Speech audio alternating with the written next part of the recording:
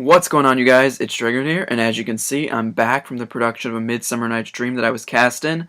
It was a pretty great show. We had some really solid performances and pretty much sold out every single night, which was awesome. Really draining, though. A lot of work that went into that show. But I'm back, and what better way to come back than with a new segment on my channel? One that I'm going to be trying out. Hopefully you guys enjoy it. I noticed I was taking a look at the analytics from YouTube, and it seemed to me that you guys liked the Japan updates I was doing. Wow, almost a year ago is when those started. It's kind of crazy. It's how long it's been since I have been to Japan. It's been, what, 8 months since I've come home, so pretty nuts. But yeah, you guys seem to enjoy those. They got a decent amount of views, decent amount of comments, and so I figured, why not give them a bit of a spiritual successor as far as being back here in the States goes. So I'm going to start off this segment on my channel, just probably calling it the Anime Corner, where I pretty much just talk about anything and everything relating to anime, manga, whatever it might be that I feel like talking about at that given time.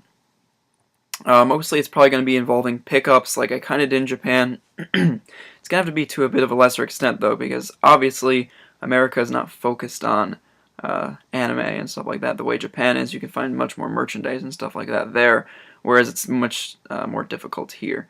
So it's kind of cool. As long as I'm at home, I can actually provide a pretty cool backdrop for you guys, in my opinion. Like, I've got the Code Geass wall scroll here, which is one of my favorites, and these Pokemon plushies right here. So it's kind of cool to have something nice in the background. I've got a couple other filming locations in mind for my room, but once I go back to school, it's going to be a little more difficult because I don't like to bring a whole lot of stuff with me whenever I move to school. It's really cumbersome to pack it up and bring it back and forward, and it's a pain. So these guys will probably stick around because they're kind of cool to have in the background, but we'll see what happens.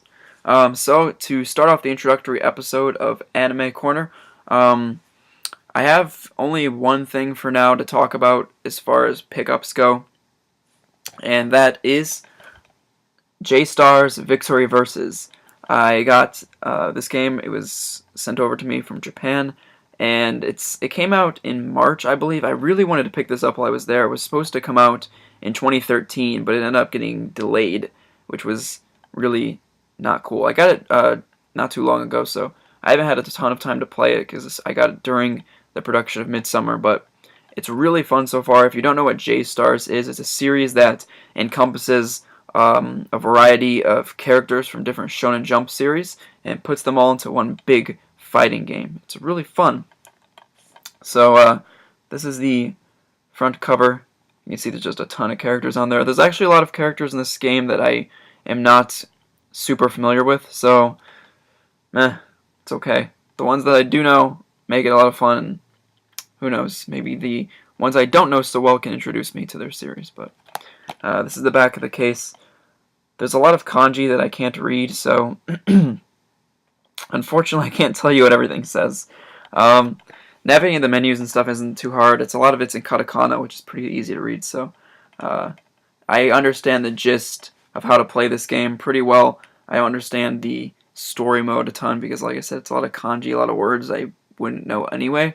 So it really doesn't make a big difference, though. It doesn't really hurt the game at all with me not being able to understand the story mode completely, simply because I've done some reading and the story mode apparently isn't all that fleshed out or important to begin with. So I've only played a little bit of it. I've tried out quite a few characters, a couple characters from the game. You've got Luffy, Ace, Naruto, Sasuke, Madara, Yusuke, Gon, Bobobo, or I think his first name is just Bobobo, but whatever.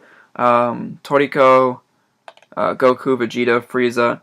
Frieza's actually a really fun character to play as. I like playing as Frieza. Ichigo. You got some, I believe, they're support characters from Kuroko no Basket, so it's kind of cool. And yeah, just a lot of different characters from a lot of Kenshin's in here. I'm trying to name off the ones that I'm more familiar with. There's some characters from JoJo's Bizarre Adventure, I believe. Saint Seiya. Then you got Suna from Reborn. and there's this mailman guy. I remember they introduced him not too long, or well, not too long after the game was first announced, and I was like, what is this guy? So he's in here. I don't know what he's from, I forget, but yeah, so a lot of cool characters. Oh, and then I think his name is Gintoki from Gintama, so a lot of really cool characters, especially if you're big into Shonen Jump, you're probably going to be able to appreciate more of these characters than I will. I love Shonen Jump, but not to the same extent as someone who is in Japan and reading it would, because they would know a lot more of these than I do. I only know, like I said, a handful of them. So that's that. And nicely, it comes with a full color manual, unlike games in the States now, which don't even include manuals anymore because they're trying to save trees, apparently, which I think is I don't know. I mean, I'm all for protecting the environment and whatever, but to me it just seems kind of like a cop-out. Whatever. And the disc is just, it's just pretty standard. It just has the logo, the title, and whatever. Pretty basic, just a blank background, but that's what I picked up recently. It wasn't super duper pricey. I didn't buy it online. I paid for it back when I was actually in Japan, and just finally ended up getting it. So,